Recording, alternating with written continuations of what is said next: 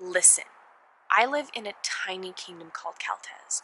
Nobody knows about it because nobody has been in or out since the wall was built over 200 years ago.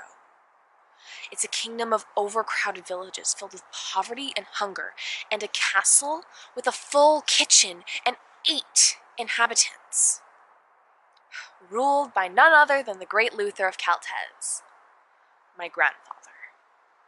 My name is Hazel, and yes, I'm the Princess of Caltes. I could get anything I wanted, anytime I wanted. All I had to do was ask. I mean, my cousins sure do that. But I hate my family. They're all just snobby royals obsessed with power. I want nothing to do with them. So, I spend my days sneaking out into one of the villages. My best friends live there, and even though they're miserable and hungry, they're the nicest people I know. Nobody in my family knows about Abigail and Ezra, and if they did, they'd probably force them to move as far away from me as possible. Or, kill them. One day, on my grandfather's birthday, I somehow managed to escape the castle to spend time with my friends. While I was there, a merchant came around with that day's newspapers, headlined, "Long live the great ruler of Caltes! Happy birthday, King Luther!" And the article only ever accentuated how well off the entire kingdom was. As if. I snapped. In that moment, I have never hated my family more. Days passed and my temper did not fade. The kingdom was well off. Ha! Tell that to the thousands of villagers starving to death every day. After many hours of careful contemplation, I finally came up with a solution to my hatred. Kill the king. Take over the castle. How? I started a revolution. It was actually easier than I thought it would be. The people in the villages knew me, trusted me, and frankly, they had nothing to lose. My promise to them was to make life better for them, give them food and comfort. In return, they made me their queen. They made me queen so that I could rule them fairly, unlike my good-for-nothing grandfather. It took time to train the villagers, and even more time to rally people from other villages, but they were ready to die for their families' futures. They were ready to die to make me their queen. Months after I originally proposed the idea, a young girl dressed in rags showed up on our doorstep late in the night, begging for shelter.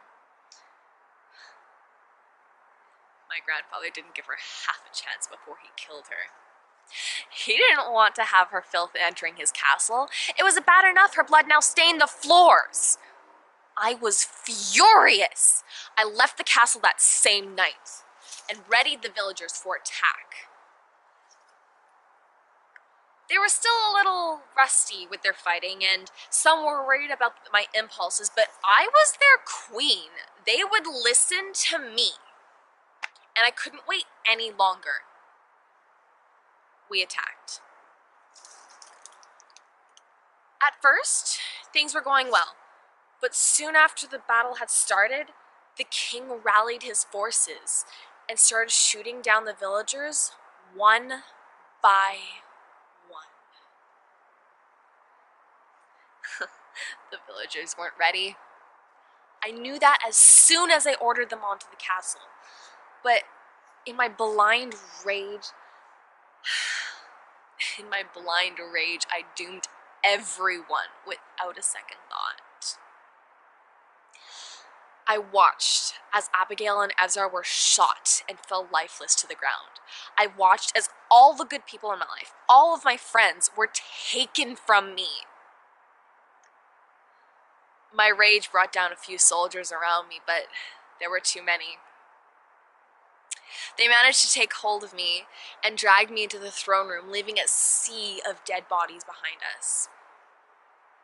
In the dark room, My grandfather waited in silence for me. He took one look at me and sighed. I could have had anything I wanted. Life could have been great for me. But it wasn't for everyone else.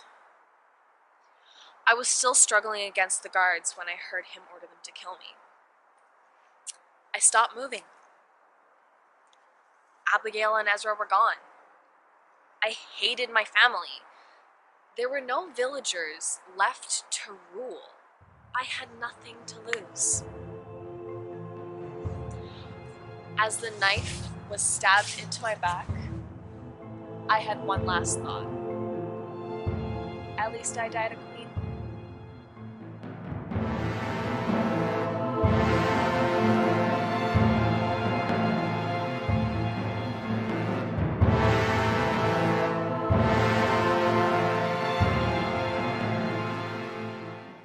Hey guys, it's Angel, and yeah, that was something you just saw.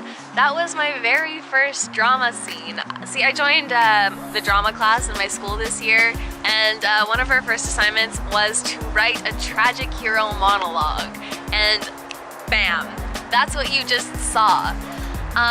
So yeah, my character is Hazel, Princess Hazel from Caltes, from a story I'm actually writing right now, and frankly, this gave away. It spoiled the entire thing, but I really wanted to share this with you guys because I'm super proud of it. I got 100% on it, and like, I put so much effort into this. I practiced so hard. I wrote this thing from scratch, and I even made this cape. I made this cape in like an hour for this. So yeah, I really hope you guys enjoyed that video. If you did, please give it a big thumbs up and subscribe for more. If you want to see more of these kind of acting sort of things, let me know in the comments down below. I'd be totally game to try. Follow me on Instagram for more insanity like this, and I will see you next week. Bye, love ya. Play us like pawns and relentlessly confine into living up to gender roles and having absent minds. Don't you think it's funny how they tell us how to live? Don't you think it's funny how we're all delinquent kids? Like, gosh.